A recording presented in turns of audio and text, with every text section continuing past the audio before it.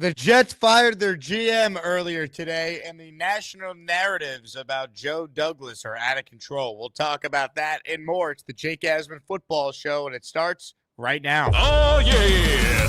It's time for the Jake Asman Football Show. Brought to you by BetUS. Expert betting odds and fantasy stats. So let's get into some NFL football. Brought to you by our friends at BetUS. So get your questions ready. Here's your host, Jake Asman. Here we go. Welcome in, football fans. So normally I do a daily show about the New York Jets, and I do the Jake Asman Football Show a couple times a week talking about the biggest NFL news. Well, guess what? The biggest NFL news today is the Jets firing their general manager, Joe Douglas. Joe Douglas is out as the Jets GM, so I want to talk a little more about it here for the national audience on the Jake Asman Football Show. But, of course, we are presented by BetUS. Take advantage of BetUS and their awesome sports book. They're offering a 150% sign-up bonus on your first deposit and a 125% bonus on your second and third deposit. So start playing today with BetUS. We'll make our picks against the spread later in the week on Friday with Cole Thompson. Both of us coming off winning weeks. So stick with us on this show, and we'll continue to give you some picks. If you want to make your own bets on the NFL, college football, any sport, you name it, check it out over at BetUS. So the Jets fired Joe Douglas. And for anyone who wants more details on Joe Douglas being fired, check out my Jet show. But when you look at his resume, if you're an NFL fan and you see a general manager went 30-64 and was here for 6 seasons almost, would you look at that and say, how could they make this move? Why would they do such a thing? Joe Douglas has never had a winning season. The most amount of games in the season he won has been 7 3 times. And this year, where the Jets were all in to try and win with Aaron Rodgers coming back from injury, they're 3-8 at their bye, and they're going to miss the playoffs for the 14th straight season.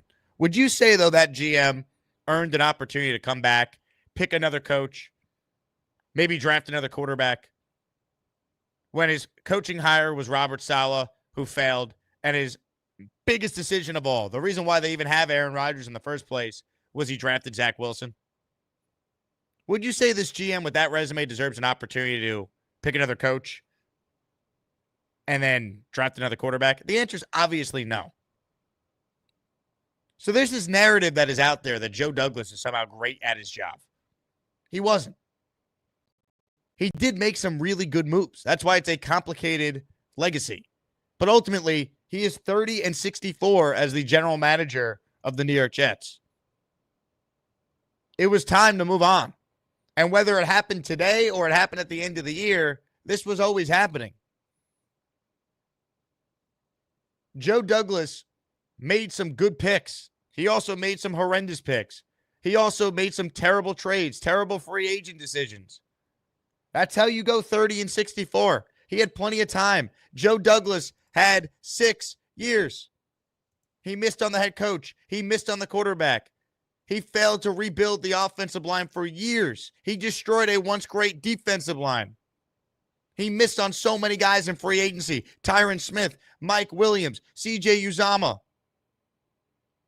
Corey Davis, Carl Lawson.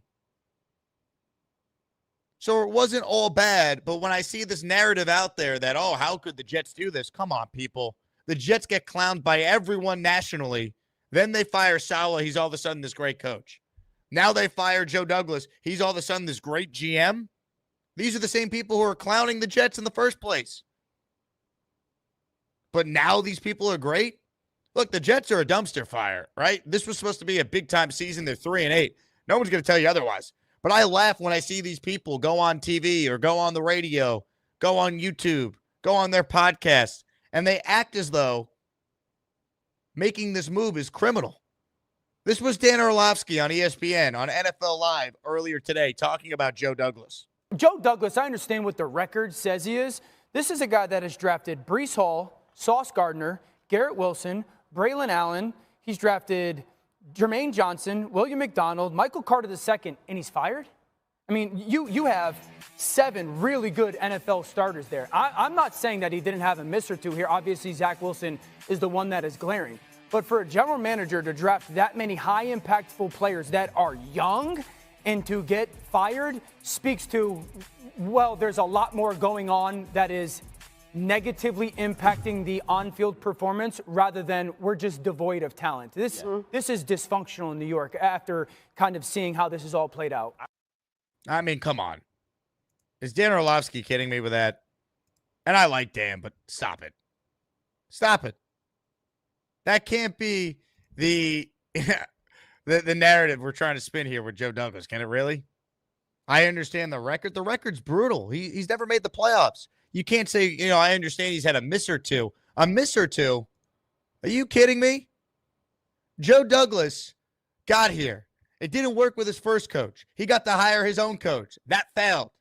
He was given a chance to select a quarterback with the number 2 pick in the draft. Guess what? He drafted one of the biggest busts of all time. He also could have stuck with Sam Darnold. He chose to move on from Darnold. Darnold's turned out to be a decent pro, way better than Zach Wilson. He missed on left tackle with Mekhi Becton. And then because he missed on Becton, he tried to rectify the situation with Dwayne Brown. Didn't work. Tyron Smith. Didn't work.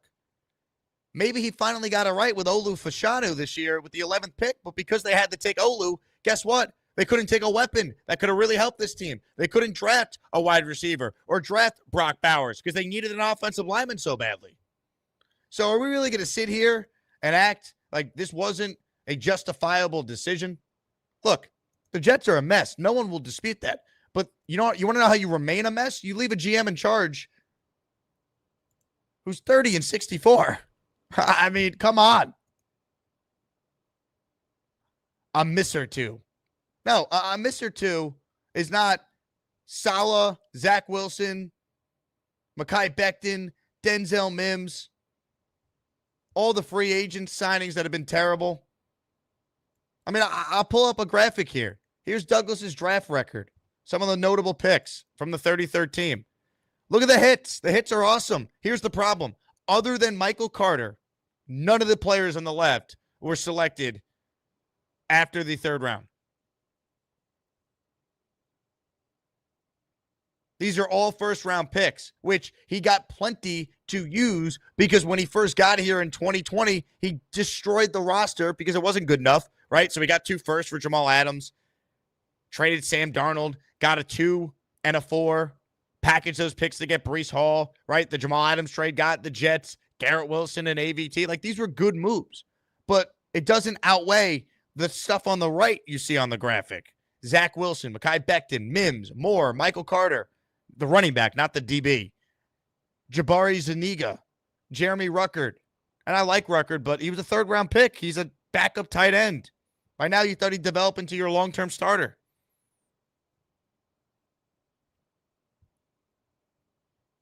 This idea that, how could they fire Joe Douglas? Dan Orlovsky, get serious.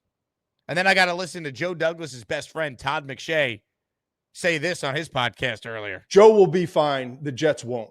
And the reason I say that is Woody Johnson is among the worst owners in the National Football League. If the Jets can't win with Joe Douglas as the general manager and with the talent that is on that roster, the Jets can't win, period. It's an ownership problem, folks. And there are certain decisions that are just made that doesn't matter what the general manager wants. There are certain decisions that are just made that you got to get on board with it because one person pays the checks and one person oversees the whole thing. If you're a Jets fan, you know exactly what I'm talking about. This is not news to you. I feel badly for Jets fans because if it wasn't going to work with this regime, with that talent on the field, I don't see much of a future in terms of where it's going to be. Ownership is not going to change for a while, is my guess. So how do you overcome this? And the answer is you probably don't. Now, Todd McShay and Joe Douglas are best friends. They were roommates in college together. I expect him to defend his friend. But stop it. Stop it. He's 30 and 64, Todd. He drafted Zach Wilson. Don't blame that on anyone but the GM who made the pick. That was his pick. His right-hand man, Rex Hogan, was an expert in the Utah area. That was his guy, and Douglas was on board with it. Let's not try and create this narrative that somehow Douglas didn't want Zach Wilson. He did. And he never got a replacement for Zach Wilson last year when Douglas actually could have made the playoffs without Aaron Rodgers a season ago after Aaron went down. That team that he built, to his credit, was good enough to be a playoff team, if he got this head coach a year ago, a better backup quarterback than Zach Wilson or Tim Boyle. It was too little too late by the time they signed Trevor Siemian, who actually, by the way, just speaking of how bad the first two quarterbacks I mentioned, had a winning record with the Jets last year. Was 2-1 as the starter. So look, I'm not going to sit here and tell you Douglas was the worst GM ever. The record's bad, but there is talent on this team. But can we stop with what are the Jets doing? What are they doing? Have you watched the team this year? They're 3-8. The same people who shit on the Jets every day are now saying, how could they fire the GM who's 30-64? Come on. And look, we all could blame Woody Johnson. He's the owner. He's not a good owner. But how does this get better? I mean, the Fords still own the Lions. All right? The McNairs still own the Texans. How does this get better? You want to know how it gets better? You hire the right people. That's how it gets better. Hey, Todd McShay, as bad as Woody Johnson might be, when he owned the team from 2000 until 2016, this franchise never had back-to-back losing seasons. Why is that? Because they actually had the right people in place. So they got to hire the right people, which is easier said than done, I fully acknowledge. But that doesn't mean you keep Joe Douglas because he's done some good things. He had more than enough time. He had 6 years. 6. He walked into an incredible situation to be a general manager. He was given as good of a chance as you could ask for. He got to pick his own coach. He missed on Sam Darnold, right? He inherited him. He didn't want him, so he trades him. Then he goes to Zach Wilson, historically missed on him, then gets to pivot with Aaron Rodgers. Most GMs don't get a second chance, like Douglas did, to try and rectify the Wilson mistake. This was his decision. He missed on Becton, missed on all the other options to replace Becton. He destroyed the defensive line for this football team this offseason. Destroyed it. Let Bryce Huff go for nothing in free agency. Traded John Franklin Myers to Denver for a bag of used footballs. Entered this year with no depth on the defensive line. Then Jermaine Johnson goes down. Hassan Reddick, his big move is holding out, and they had nothing on the D-line. They're playing 3 UDFAs in the rotation after they had one of the most deep and successful defensive line rooms in the National Football League. He gave $7 million to Javon Kinlaw when they had Quentin Jefferson last year, who was actually a good signing. He destroyed the D-line, Todd. You're going to bring that up in your video, or we're just going to blame Woody Johnson for all that? He let his football people make decisions. They didn't work. And Woody's a bad owner, but this idea they can never win with him, maybe Woody's problem was being too patient with Joe Douglas because he got 6 years of a 6-year contract, basically. Have you seen the Jets safety position, Todd? It's a joke. Have you seen the dead money that's on the Jets cap this year? $50 million in dead money. Laken Tomlinson. Remember him, Todd McShay? Zach Wilson, C.J. Uzama, Dwayne Brown, Mecole Hardman, Carl Lawson. These guys are all counting against the Jets cap this year. Why? Joe Douglas. Significant dead money next year now because of Hassan Reddick, Tyron Smith, Alan Lazard. Why? Joe Douglas. He had plenty of time. He got to pick his coach, pick his quarterback twice, and rebuild the team over 6 years. And the best they've done is 7 wins. It was time.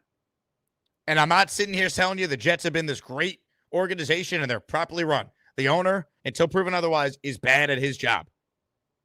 But that doesn't mean Douglas gets a job for life because Todd McShay on his big national ringer show is friends with the guy. The record's the record. At some point, that has to matter. Dan Orlovsky can't say on TV, a miss here or there. 1 miss or 2. What? A miss or 2? Other than that, Mrs. Lincoln, how was the play? He took Zach Wilson and hired Robert Saleh. Case closed. He's had enough time. All right? And he's not the worst GM the Jets have had, even if the record's really bad. All right? This is not, Mike McCagden taking a safety in Jamal Adams over Patrick Mahomes. We're not that bad here. But Douglas has had enough time, and it hasn't worked. And if you're going to move on from Saleh, which they already did, and Rodgers won't be here next year, why would Douglas be here? The revisionist history, or the people who just love the dunk on the Jets no matter what, it's remarkable. It's like Saleh all of a sudden became Vince Lombardi when he was fired. Now Joe Douglas is the greatest architect to ever put a football team together. He's 30 and 64, and I was a JD guy from the standpoint of give them this year with Saleh, and if they don't win, they're both gone. But many people wanted them gone before this year. Woody was patient with these guys. You know how rare it is to get 6 years as a GM with the record he has? He has no playoff appearances. They have not had a winning season in over a decade.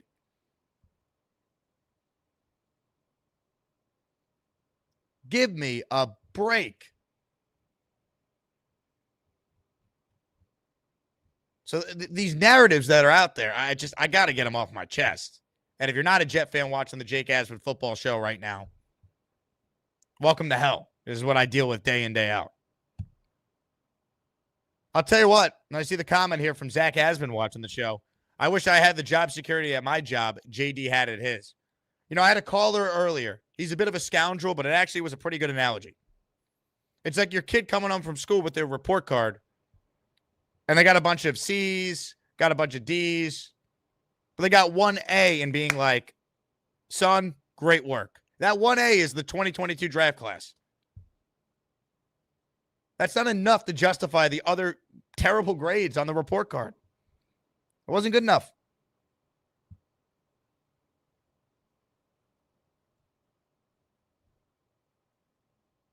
$30-64 is the record. He had 6 years. We got to stop with the, how could the Jets do this? I mean, which is it? Because every day I hear about how bad the Jets are. Now they changed the head coach who was 20-36 and the GM who was 30-64, and it's how could they do this? I mean, I think we know how.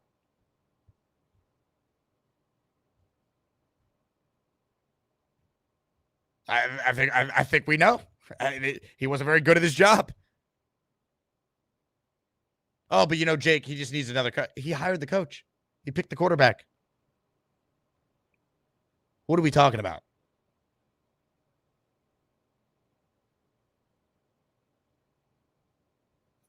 Boomtown. JD's job security only surpassed by weatherman who could be wrong 24/7, 365 and still keep their job.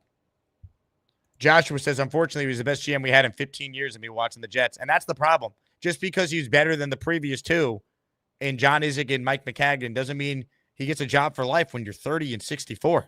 At some point, don't you got to win games? Like, if you're not a Jet fan watching this, and I know many of you who watch the show right now probably aren't Jet fans because it's the football show, not the normal Jet show I do. I mean, if you see the resume, 6 years, no playoffs, most amount of wins in a season is 7, and he's 30-64, like, how would you react? But then I got to listen to Dan Orlovsky go on TV and say, how could the Jets do this, basically? Or Todd McShay dumping on the Jets. Give me a break. And once again, Woody Johnson's not good at his job. But that doesn't mean you don't try and bring in new people if it's clearly not working with the people you have in place. James Dolan didn't magically become a good owner when it comes to the New York Knicks, who have been a bigger mess than the Jets over the last 25 years. But now the Knicks are a championship contender because they hired the right people. And I already made the example of the Lions with the Ford family. I already made the example with the McNair family in Houston. They had a preacher running their organization. And then eventually they hired Nick Caserio. He hires D'Amico Ryans, and now they're a contender.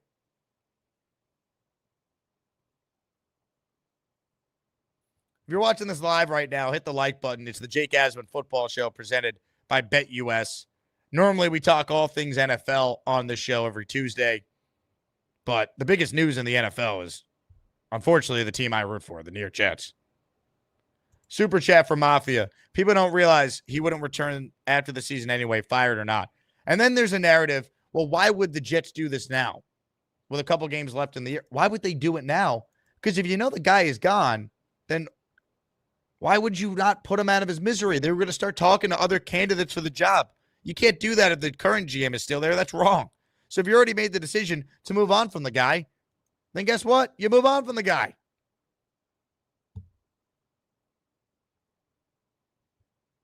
Enough said. It had to be done.